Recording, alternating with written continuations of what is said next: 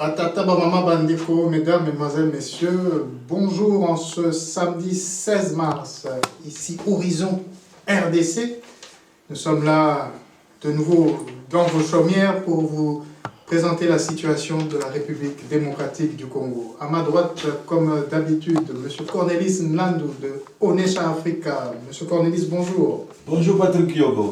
Comment allez-vous? Ben ça va, on se maintient, ça va. Vous étiez très occupé ces derniers temps, on va voir tout ce qui s'est passé ces dernières semaines. À ma gauche, pasteur Bobo Koyamba du micro du pasteur Bobo, NPB TV. Pasteur Bobo, bonsoir. Bonsoir Patrick. Comment allez-vous? Bien, on dit toujours bien, mais le Congo va toujours mal. Vous semblez tous très très fatigués, il y a quelque chose qui vous déplaît, on va entrer tout de suite dans la situation. Le sommaire, nous allons parler évidemment des élections en République démocratique du Congo, puisque le cycle électoral n'est pas fini. Nous parlerons également de la guerre à l'Est ou l'insécurité qui prévaut à l'Est de la République. Nous en profitons pour remercier évidemment notre équipe technique qui nous permet de diffuser cette émission. Alors je vais commencer par Cornelis Nlandou à ma droite pour qu'il puisse nous évoquer, comme à l'accoutumée, 2 ou 3 points d'actualité qui n'appellent pas à débat avant d'entrer dans le vif du sujet. Oui, la parole est à vous. Merci beaucoup Patrick, sans oublier que dans les sommaires on parlera du gouvernement. Qui fait partie de la nomination de la suite des élections. Exact. Mais voilà, si ça fait partie de la suite, mieux vaut le préciser. Voilà. Alors, d'habitude j'ai un seul sujet, cette fois-ci j'en ai 3. C'est un record.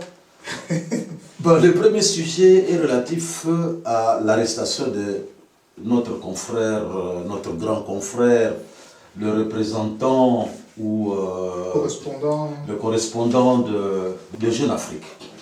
Et notre ami a été arrêté il y a bien longtemps, une année je crois, lorsque Okende a été retrouvé mort. Donc le député Chérubin Okende. Le député Chérubin Okende, ex-porte-parole d'ensemble de Moïse Katumbi, lorsqu'il a été retrouvé mort, Stanislas Bougera a été arrêté.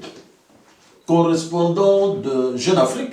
Jeune Afrique, en fait, avait fait un article sur ses pages. Oui, rappelez-nous les faits, puisque... Où, dans cet article-là, il était mentionné que le service de renseignement congolais avait émis une note confidentielle.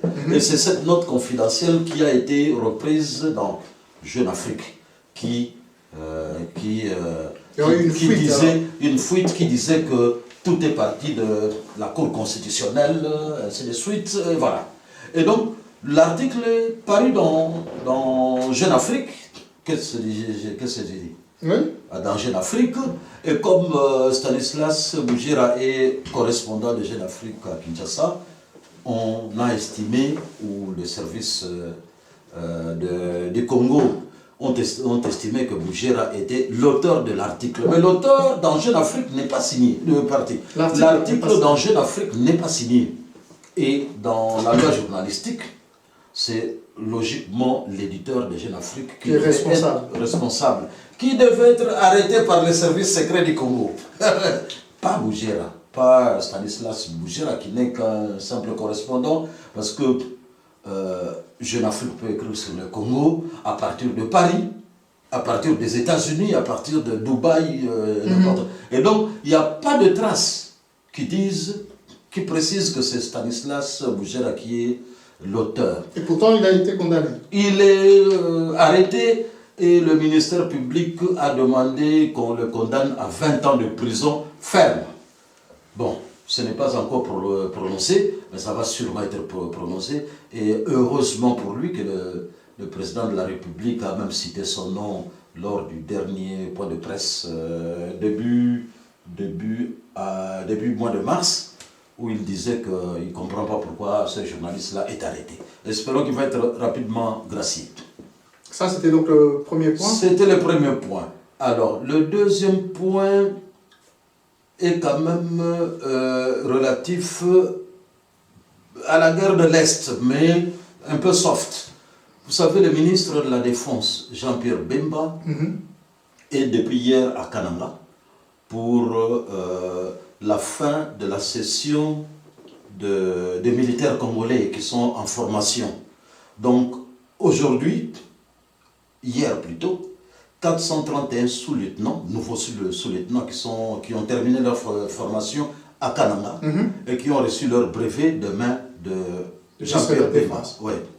Espérons simplement que ces sous-lieutenants qui viennent de sortir là ne vont pas fleurir encore la ville de Kinshasa. Parce que quand vous voyez le nombre de militaires qu'il y a à la ville de Kinshasa, c'est simplement scandaleux. Alors que la guerre est à l'Est, on multiplie le nombre de militaires à Kinshasa, et d'ailleurs chaque société a ses militaires qui surveillent les portes. Société commerciale.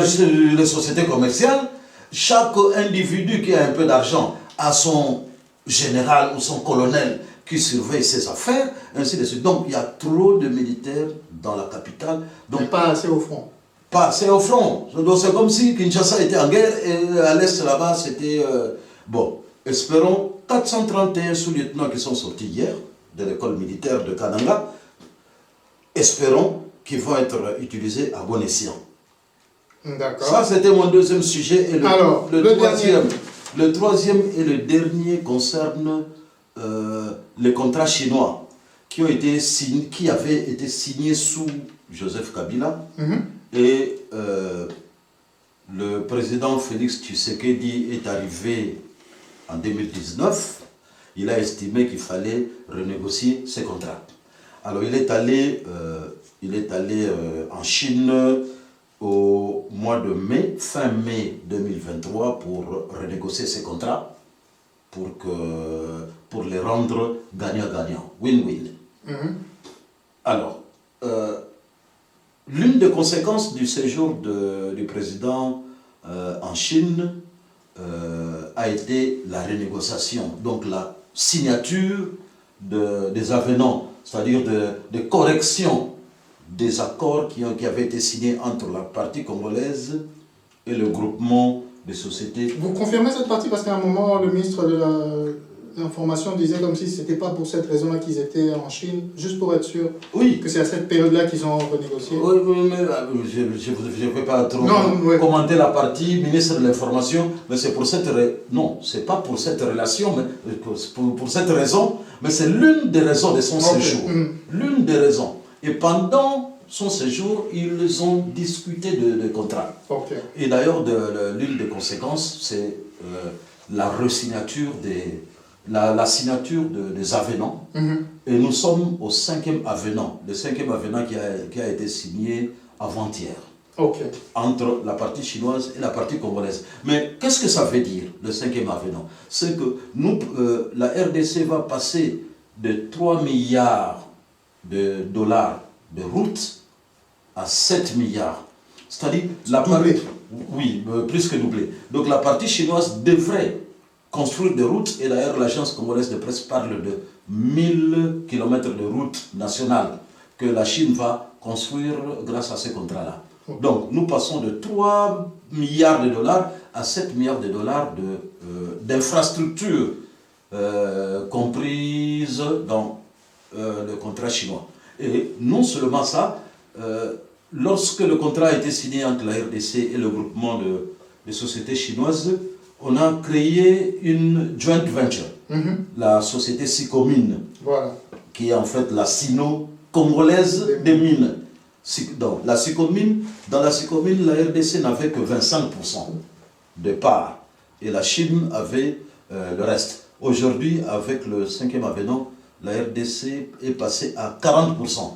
Et qu'est-ce qui est intéressant dans ces 40%? C'est qu'aujourd'hui, la RDC a voix au chapitre dans la Sicomine. Et d'ailleurs, la direction de la commercialisation dans ces communes va revenir à la RDC. Et ça, c'est très important. Et là, la RDC sait combien la Chine gagne dans la vente des mines, ainsi de suite, combien de tonnes de mines qui sont exportées, ainsi de suite. Donc, mais avant, la RDC n'avait rien à dire dans ces communes. En effet, on a que ce qu'on négocie. Merci beaucoup, Cornelis Landou, Pasteur Bobo. Cornelis a pris 3 points. J'espère que vous n'allez pas en prendre 3 aussi, mais oui, je vous laisse la parole. Mais surtout, ce qui m'intéresse beaucoup, espérons que ça sera bien pour le Congo, à faire contre le chinois. Ça m'a beaucoup intéressé. On va voir si ça peut faire évoluer. Moi, j'ai 3 points. Le premier point, c'est perquisition chez Jeannette Kabila. Sans enflammer la toile. Jeannette Kabila est intouchable pendant 18. Il faut préciser, la fondation. C'est la perquisition a eu lieu à la fondation. À la fondation, mais Jeannette qui a été. Moussé Kabila. Moussé Kabila, mais Jeannette qui a été auditionnée pendant 4 heures à la demi-heure, convoqué par Christian Nawel, le patron du service de renseignement militaire congolais. Une histoire intéressante, mais où on a droit à se poser des questions. Quand on a perquisitionné la fondation, c'est la voiture de Laurent, la voiture qui avait transporté le cadavre de Kabila qu'on a saisi. Okay. Ça cache quoi? Est-ce qu'on va faire la réouverture du procès de Laurent Desire Kabila? Ça cache quoi? Ça, on ne sait pas vraiment. Donc la voiture qui a transporté le corps du Kabila a été saisie par les renseignements militaires. Le véhicule est devenu pratiquement un objet de musée, quoi. Mais on répond pourquoi. D'accord. Est-ce qu'ils ont caché des armes là-bas pour faire un coup d'État? Je ne sais pas. Ou bien c'est par rapport au passé, ça on ne sait pas. Elle-même, elle a été convoquée pendant 4 heures, on l'a écoutée. C'est lié à Kagame, c'est lié à la guerre du Kivu. On sait que les Kabila sont venus dans le sac de la FDL. Des Jeannette sont venus avec Kagame quand ils ont pris le Congo. On dit en anglais wait and see. On peut beaucoup parler, mais on n'a pas beaucoup de détails. Ils n'ont pas vraiment communiqué. Ils ont arrêté 3 personnes. Renseignements, hein? Ils ont arrêté 3 personnes. Oui, c'est sécure, mais quand vous interviewez une personne pendant 4 ans, il y a des risques de fuite par rapport à ses avocats. On aura des fuites. Ou les fuites, il y a déjà, que c'est mélangé avec des fake news. Surtout qu'ils ont pris des ordinateurs, des GSM, des agents. On ne sait pas ce qu'ils peuvent trouver là-dedans. D'accord. Mais au moins, on touche une personne intouchable, il a 18 ans.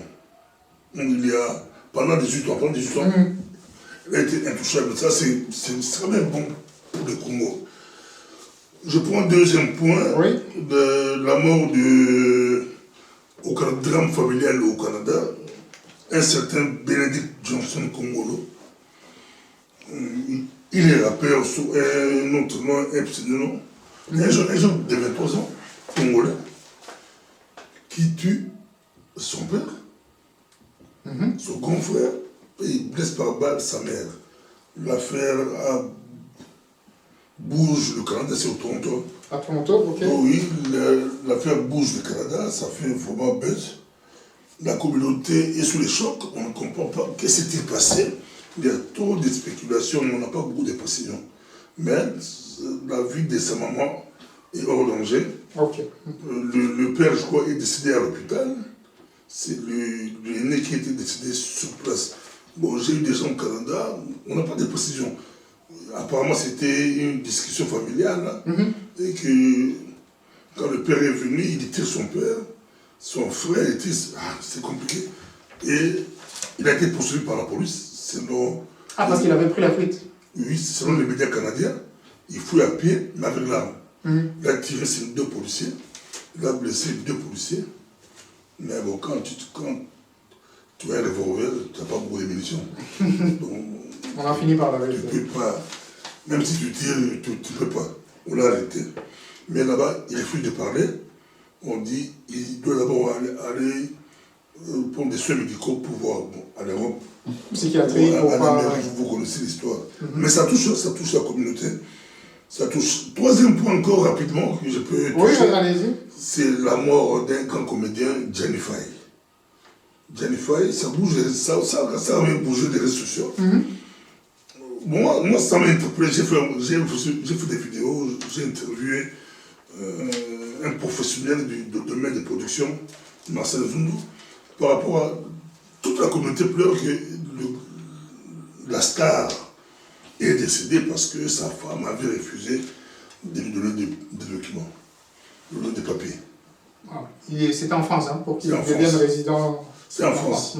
Moi, ça m'interpelle encore. Et j'ai pris un spécialiste, Marcel, qui lui dit non. Ils ne savent pas. Tous ces comédiens ne savent pas que, même avec leur statut d'artiste là, ils peuvent avoir des papiers sans pourtant passer par des mariages à blanc. Donc, s'ils sont organisés, s'ils veulent le comprendre, s'ils veulent débander, ils peuvent avoir des papiers. Si tu es journaliste, artiste, musicien, tu es... De toutes les façons, c'était sa femme. C'était pas un mariage en blanc, c'était sa femme. C'était pas sa femme, C'est sa copine. c'est une histoire. C'est une histoire. C'était pas sa femme. C'est la mère de ses enfants d'ici en Europe. Mais c'est un peu comme l'histoire bouge. Mais heureusement, la fondation d'Élise a accepté d'enterrer Del Bianchero, a accepté de la corps, patrie. don d'argent à la famille. On va rapporter les corps. Et notre communauté, les gens passent sur les réseaux sociaux. Tout le monde veut faire des cotisations. Non. Tout le monde veut faire des... Il y a des listes passées par là. J'ai demandé aux gens de rapatrier le corps. La fondation d'Élise prend en charge. D'accord. Mais les Congolais, les artistes entre eux, ils s'organisent pour faire des cotisations. Ce qui n'est pas mauvais, on peut cotiser. Mais il faut que ce soit structuré. Qui demande d'argent, pour faire quoi avec. C'est quelque chose qui revient souvent. Donc ça bouge notre communauté, il faut qu'on puisse être organisé. On est incapable, dans tous les domaines, nous sommes incapables de faire des cotisations pour un projet, que ce soit au Kivu, à l'est du Congo, que ce soit pour des deuils ou... On est incapable. Nous parlons, mais on est incapable. Il n'y a pas de caisse des journalistes, caisse des comédiens, caisse des musiciens, caisse de la diaspora, caisse qu'il n'y a absolument rien. Nous sommes la seule communauté, ici en Occident, qui n'est pas organisée. Le message est passé. Merci beaucoup, Pasteur Bobo. Merci, Cornelis, pour ces 3 points d'actualité chacun qui touchent la communauté congolaise à travers le monde. Nous allons entrer dans le vif du sujet. Le 15 mars dernier, la session ordinaire de l'Assemblée nationale touchait à sa fin. La majorité parlementaire devrait être dégagée. Les contentieux et les litiges électoraux au niveau de la députation nationale sont clôturés maintenant. Alors la question est de savoir, puisque le Premier ministre devra émerger de la majorité parlementaire de l'Assemblée nationale, où en sommes-nous aujourd'hui? Quel est le premier parti, le parti majoritaire dans l'hémicycle congolais? Quels sont les profils, les favoris pour être Premier ministre? De quel parti? La parole est à vous, Cornelis Landou. Oui, mais comme vous me donnez la parole, je vais commencer par la floraison des fake news qu'il y a aujourd'hui dans nos téléphones. Nous recevons depuis hier ou avant-hier des messages de la nomination d'une dame première ministre. La nomination, je ne sais pas, même la composition d'un parlement. Non. Depuis un bout de temps, il y a beaucoup de fake news. Le Premier ministre ou la Première ministre n'a pas été nommé, pas encore. Tout ça sont des fake news parce que jusqu'à aujourd'hui, nous sommes, quelle date? Le samedi 16 mars. Le samedi 16 mars. 2024. Jusqu'à aujourd'hui, samedi 16 mars. À 17h. À 17h, il n'y a ni nouveau gouvernement, parce qu'on vient de recevoir toute la liste des membres du gouvernement, ce qui est archi faux. On n'a jamais nommé un Premier ministre, même pas une Première ministre. On a même le nom d'une dame là qui a été nommée, ce qui est faux. Et le directeur de cabinet de Fachi, on parle de l'ex-DG de l'ANAPI. Non, il est toujours DG de l'ANAPI. On sait que c'est un pasteur et que le président de la République a un petit faible pour les pasteurs, mais il n'est pas encore nommé. S'il va être nommé, c'est bon. Parce qu'il y a quelqu'un de Kinshasa qui me dit, ah non, c'est lui qui sera nommé. Qui sera nommé, oui, mais attendons. Et donc, la question est... Quel est le premier parti de l'Assemblée nationale? Puisque habituellement, c'est le parti qui a le plus de députés qui aura probablement la primature. Voilà. Et donc, le président de la République avait nommé un informateur en la personne comment il s'appelle encore? Kabouya. Augustin Kabouya, secrétaire général de l'UDPS. Il a été nommé informateur. C'est normal, hein, c'est dans le processus. Il y a un informateur et son rôle est de déterminer la majorité parlementaire, pas la majorité gouvernementale parce qu'il n'y en a pas encore. Donc son rôle en tant qu'informateur était de dire au président, écoutez, j'ai consulté les amis, j'ai consulté toutes les forces, voici comment l'Assemblée nationale se présente en termes de force. Et donc, la prochaine étape devrait être que le président puisse nommer un formateur ou peut-être un premier ministre en sautant l'étape de formateur. C'est aussi possible. Et cette personne-là va consulter les forces politiques.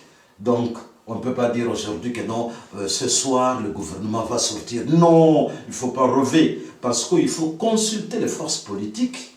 Pour la négociation des ministrables, des postes, ainsi de suite, avec des débats et même des guerres et des bagarres. Le poids des ministères aussi joue?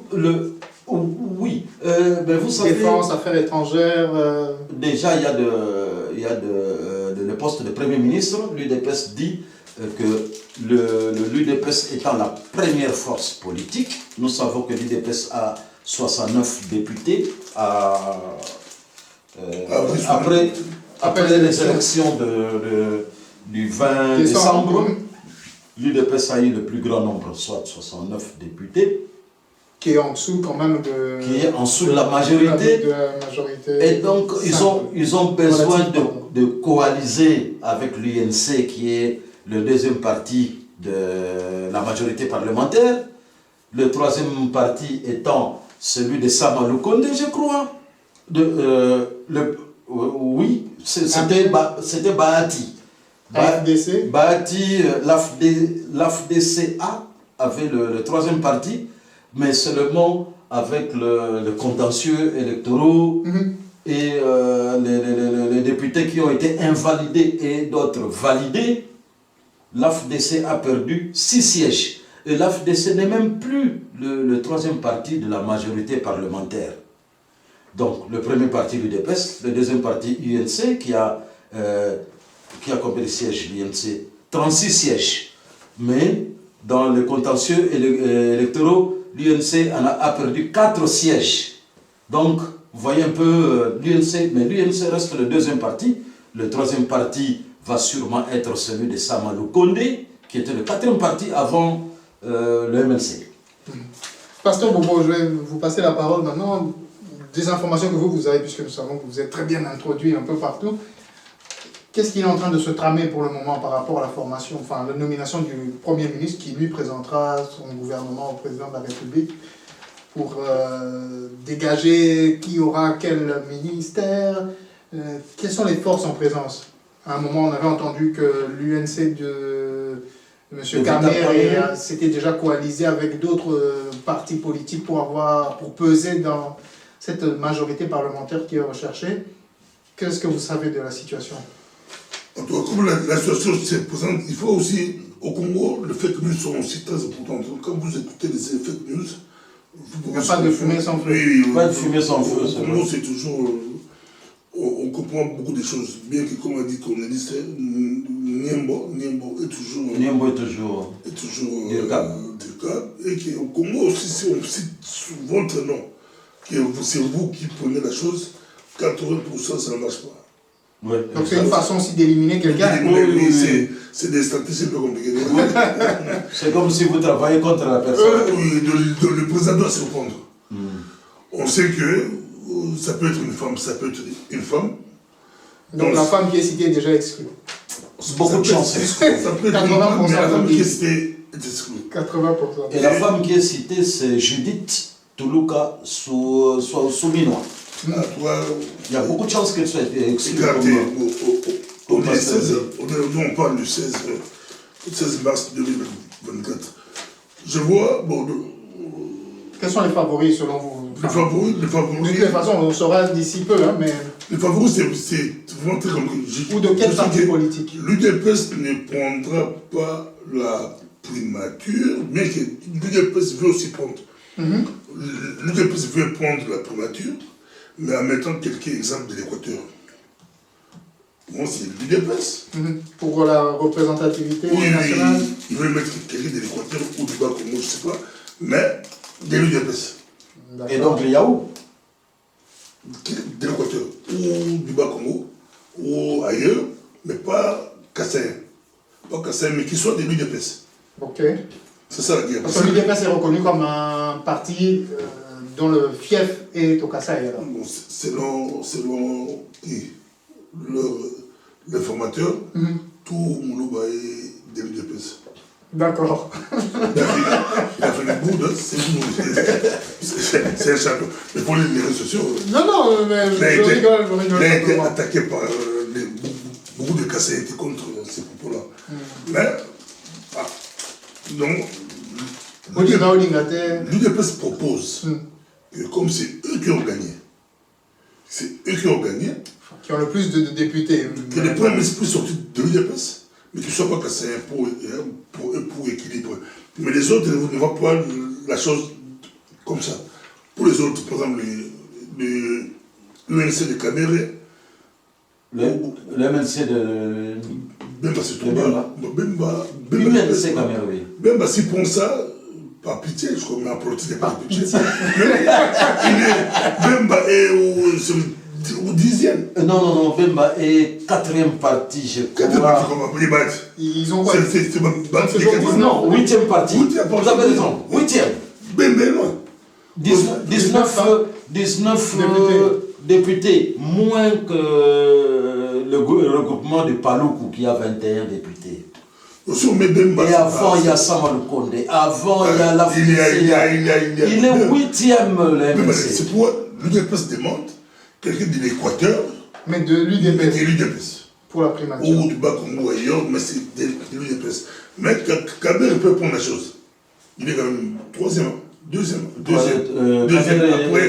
après l'UDPS. Kabir peut, mais à moins Premier que... ministre. Non, son parti. Ah, Je ne crois pas que l'UDPS est prêt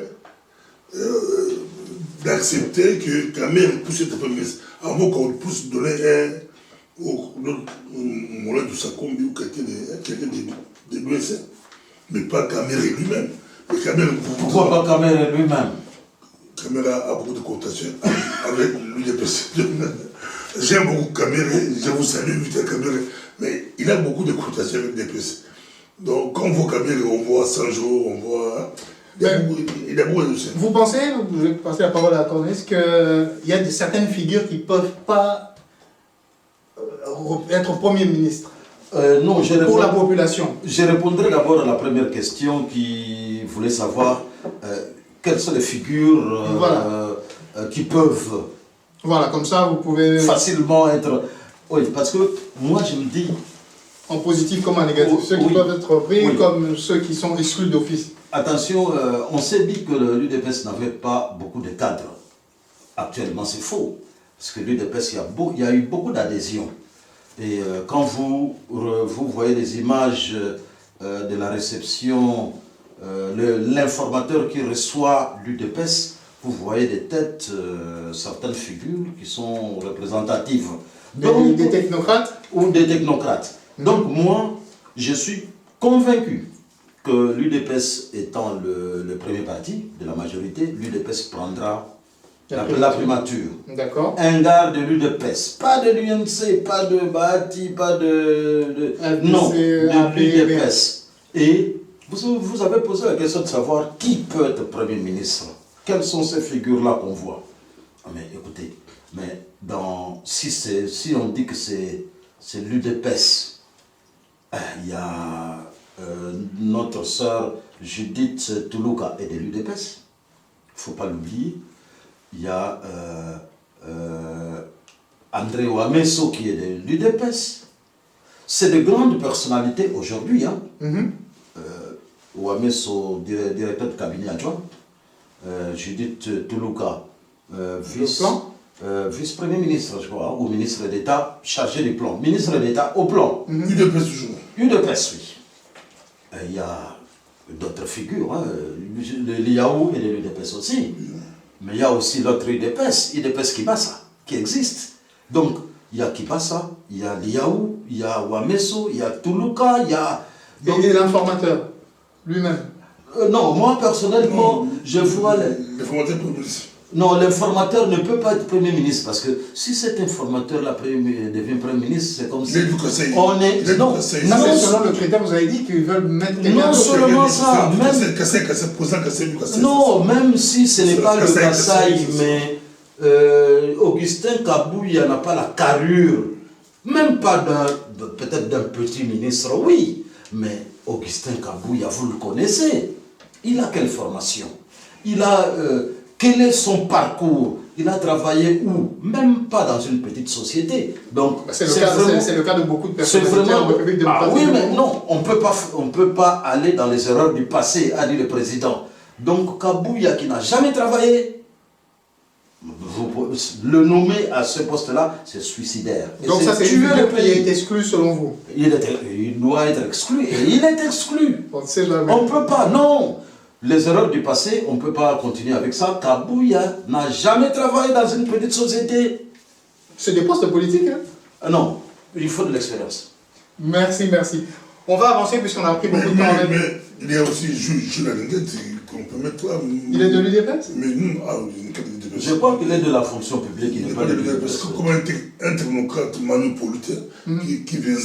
C'est aussi une figure, selon vous, qui est Premier ministre. Pourquoi pas? Pourquoi pas? Pour ses qualités au niveau des finances, c'est ça? Ou... Non, manipulateur, c'est lui. Celui qui va... On ne met pas qui... Non, mais je veux dire, Jules Alinguet, il était direction générale des impôts au départ. Voilà. Qui va pour assainir, contrôler les voleurs et tout. Mais le Premier ministre aura du mal à suivre ça. Voilà. On va poursuivre. Oui, le cycle électoral ne s'est pas achevé, puisque la dernière fois qu'on s'était vu, il était prévu que le 31 mars, les sénateurs soient élus par les députés provinciaux. Et une semaine après, les gouverneurs et vice-gouverneurs. Aux dernières nouvelles, il y a eu un réaménagement des dates du calendrier électoral pour le suffrage indirect des sénateurs, des gouverneurs et vice-gouverneurs. Ça sera pour le 21 avril, les sénateurs, et le 28 avril pour les gouverneurs et vice-gouverneurs. Mais, entre-temps, on a entendu la sortie sur les réseaux, à la télévision, d'un membre du gouvernement, je pense, qui relayait les paroles du chef de l'État, puisqu'il y aurait des soupçons ou des bruits insistants de corruption passive et active pour l'élection des sénateurs, gouverneurs et vice-gouverneurs. Qu'est-ce que vous avez entendu par rapport à ça? Qu'on monnaie sa voix. Mais ça a toujours été comme ça. On ne sait pas si... Les erreurs du passé, qu'est-ce qu'on vient de dire? Les erreurs du passé, oui, mais pour moi, il faut... Donc les députés provinciaux monnaient leur voix pour les sénatoriales. C'est un système. Ça n'a pas été déboulonné. Comment? C'est un système qui s'amplifie encore. Qui s'amplifie? Qui s'amplifie. Si lui-même, le président, met en garde, il dit que si on vous attrape, mais pour attraper, c'est facile, il faut piéger. Mais apparemment, c'est de... Non, si le président a besoin d'attraper, c'est facile. Il faut les piéger. Mettez l'argent, envoyez des gens, piégez-les. Vous allez les avoir. Mais quand vous criez déjà avant qu'on va frapper, c'est des fraudeurs. Moi, j'ai eu la chance de discuter avec des gens de la CENI, en privé. Le bureau ou la plénière? Bureau, même le bureau. En privé, comme média, ouais, sans caméra. D'accord. On vous dit que Bobo, au pays, c'est l'esprit. Tout le monde est tricheur. Donc l'esprit de tricherie est dans tous ces partis politiques-là. C'est vraiment dans leur ADN. C'est-à-dire qu'il y a des gens qui ont été voir les membres de la CENI pour... Non, c'est entre tout le monde veut frauder. Donc, même pas voir les membres, donc tout le monde veut frauder. C'est l'esprit. Quand on dit élection sénatoriale, tout le monde veut devenir sénateur, mais par des moyens obscurs. S'il faut payer, il paye. Est-ce que vous soutenez alors, puisqu'on avait eu un document là de la société civile, une déclaration corruption et arrêt inique à la Cour constitutionnelle, le président Félix Tshisekedi doit punir sévèrement les juges corrompus. Il y a un document qui a été signé par cette association, MLACJ en SIC, Mouvement des lanceurs d'alerte contre la corruption dans l'appareil judiciaire. Je ne sais pas si vous avez reçu ce document. Mais écoutez... Bon, il y a quand même pas mal de fautes d'orthographe, on ne peut pas juger à partir de là, mais... Oui. Qu'est-ce que vous en pensez? Parce que les montants qui sont cités là, c'est terrible. Oui. Je sais pas si Pasteur Bobo disait qu'il a parlé avec quelqu'un qui lui dit dans tous les partis, ils veulent tricher. Pouvoir comme opposition. Oui. Moi, je crois le plus grand problème est celui que vous venez de citer là. La justice? La justice est le plus grand mal de ce pays-là. Vous savez, la CENI a attrapé des gens qui avaient volé. Moi, j'adore utiliser les mots forts. Hein. Appelons un chat, un chat. Des gens qui avaient volé des machines à voter. La CENI les a attrapés. Vous avez entendu une fois que quelqu'un est à Makala pour avoir triché aux élections, pour avoir... On entend toujours. Rien du tout. Donc, vous savez, le plus grand mal de ce pays-là, et le président de la République l'a dit, il n'a pas confiance en cette justice-là. C'est ça le plus grand mal, parce que tout le monde sait que tout le monde donne de l'argent. Ce document, par exemple, de la société civile, avec des montants comme 600 000 $ décaissés par l'honorable Mosso, un exemple parmi tant d'autres. Oui, parmi tant d'autres. Il n'y a pas de preuve annexée. Il y a José Panda, mais de toutes les façons, à la faculté, le procureur, le magistrat, il a appris que son premier rôle, c'est de traquer l'infraction. Exactement. Donc, du fait que ce document est sorti, il doit y avoir une ouverture d'action judiciaire pour chercher les preuves. Et si c'est fake news, il faut poursuivre les signateurs de ces documents. Plus il y a des signatures. Il y a des signatures. Et donc, vous disiez que il y a le processus n'est pas terminé. Oui, il reste cycle électoral. Le cycle électoral n'est pas fini. Il reste l'élection de sénateur, de 21, gouverneur, le 28. Oui, pourquoi? Parce que en fait... Pardon, et il y a quand même à Simanimba le 28 avril toujours pour les députés nationaux. Oui, exact.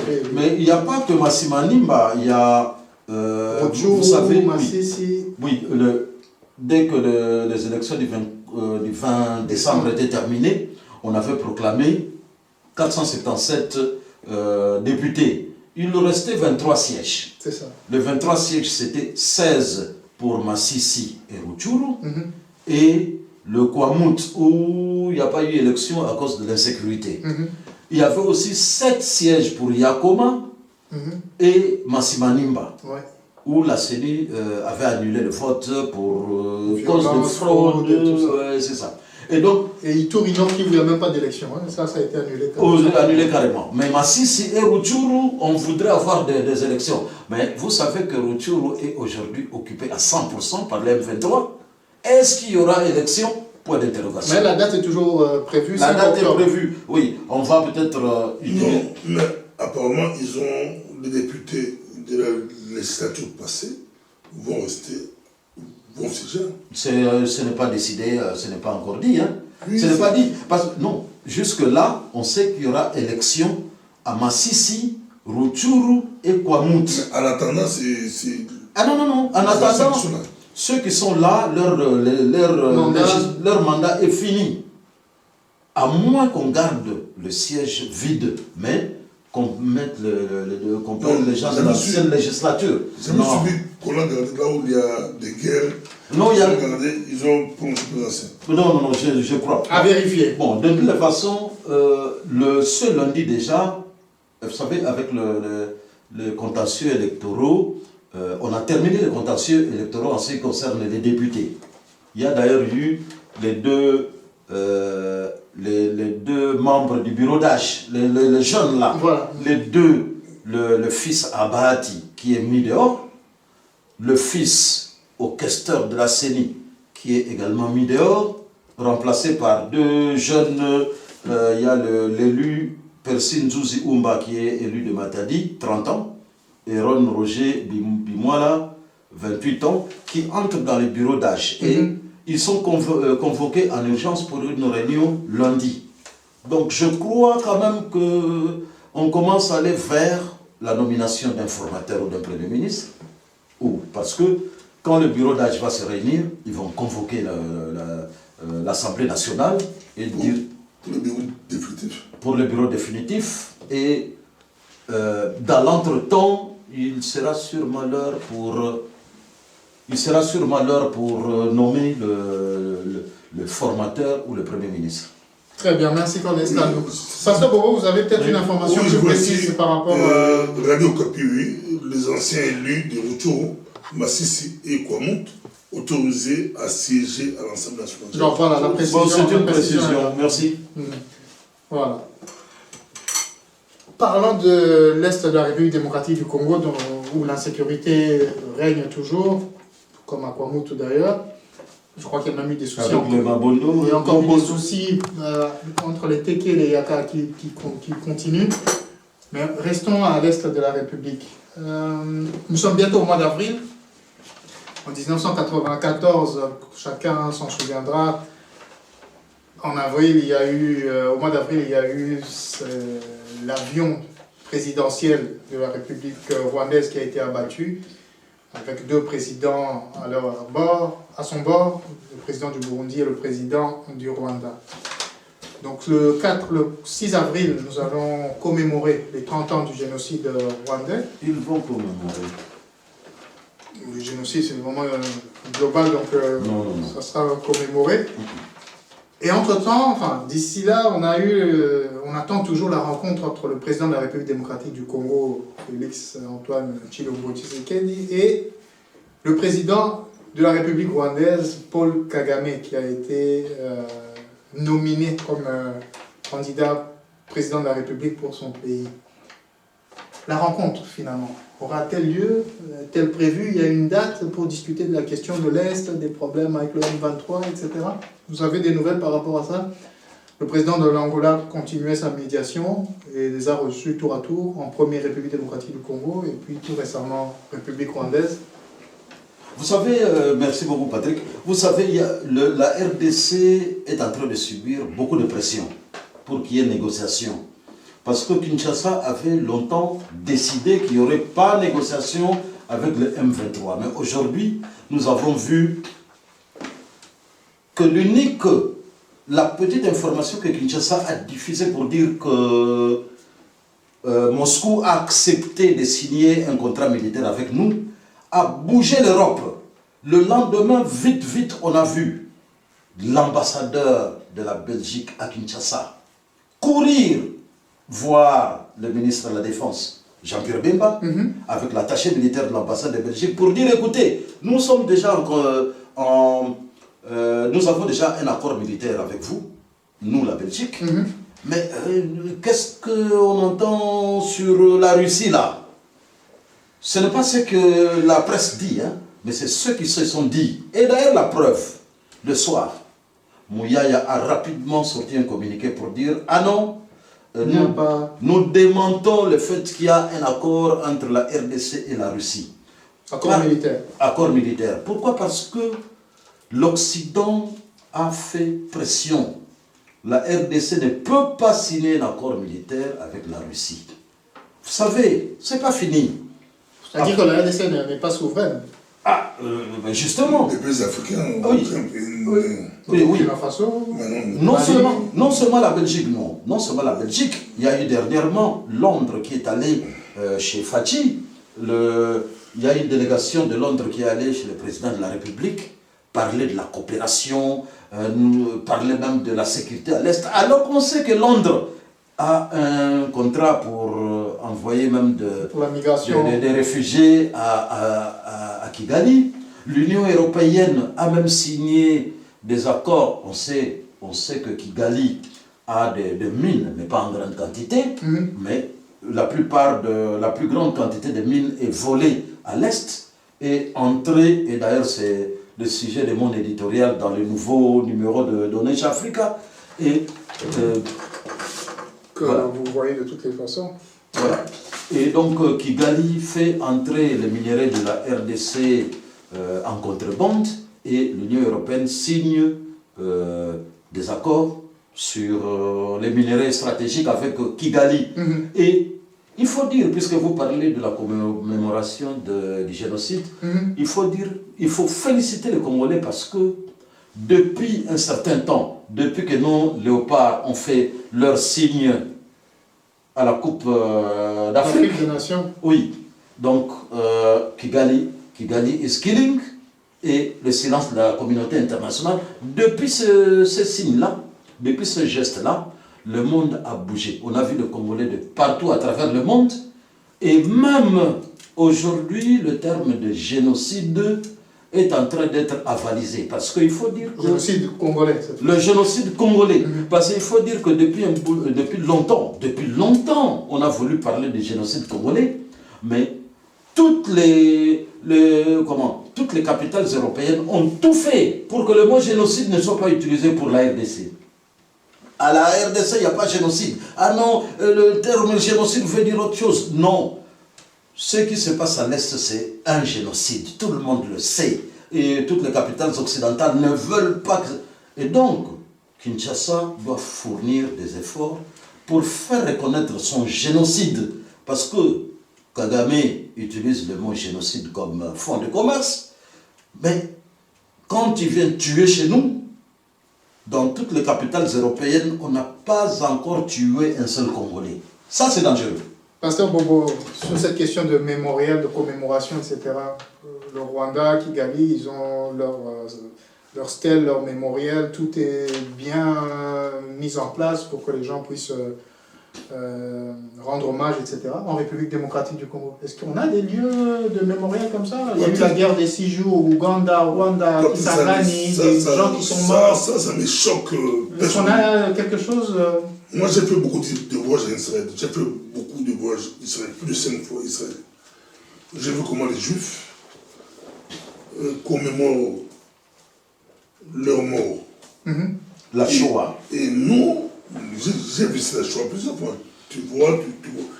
Nous, si eux, ils vont fêter leur truc, bon, leur génocide, je ne peux pas minimiser, leur génocide, c'est eux. Mais le nôtre. Nous, maintenant, comme a dit Cornelis, avec les gestes là, hier, j'étais à une manifestation devant le Parlement européen, des femmes d'origine congolaise, c'est eux qui ont écrit ça. Ils ont manifesté, c'était la pluie, sous la pluie, et ces femmes chantaient « Stop au génocide congolais ». Il est temps, 30 ans, on dit que 30 ans là-bas, mais nous, c'est 30 ans de souffrance.